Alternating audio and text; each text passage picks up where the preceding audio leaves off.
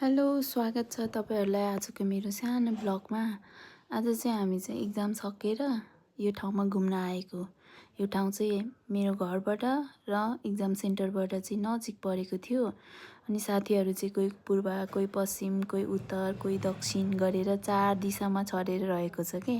टाढा टाढा ठाउँबाट आएको।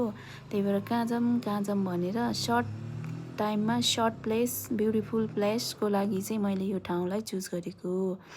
अनि यहाँ आएर हामीले चाहिँ यो ठाउँहरू हेऱ्यो, फोटोहरू खिच्यो, सेल्फी खिच्यो, पोजमा फोटो खिच्यो।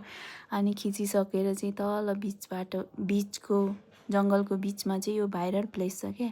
यहाँ गएर चाहिँ हामीले खानेकुरा खायौँ।